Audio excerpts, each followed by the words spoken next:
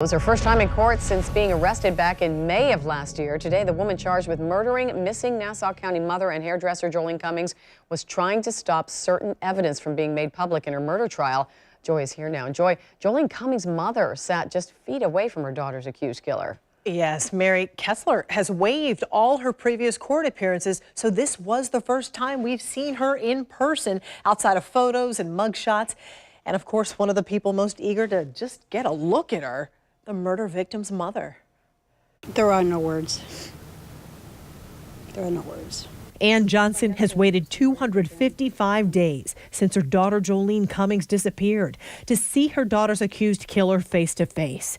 Today, Johnson got her chance when Kimberly Kessler finally appeared for one of her court hearings since being arrested back in May of last year.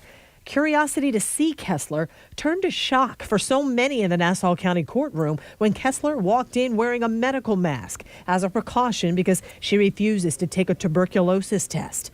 The neon yellow jumpsuit means Kessler is a high-risk inmate requiring 2 deputies around her at all times because of her murder charge. Though the murder victim, missing mother of 3 and hairstylist Joleen Cummings' body has never been found. I pray with all my heart that my daughter's remains will be found. It's been 255 days. 255 days. Is there such a thing as closure? No, there's no such thing. But I'd like to bring my daughter home. Kessler's attorney is trying to stop the release of some discovery material, evidence to be used in court. Kessler's attorney says will prejudice potential jurors against her client. Some of that evidence includes Kessler's phone records, a 9-hour-long video, as well as detective interviews with Kessler and with former boyfriends. While the lawyers and investigators are under a gag order not to talk about the case, Johnson says she is able to talk about it, but will not talk about Kessler. We've been through how many pre-trials. I'll be grateful for the day that we do select a jury. I believe in the judicial system. I feel that we'll get a fair and impartial juror.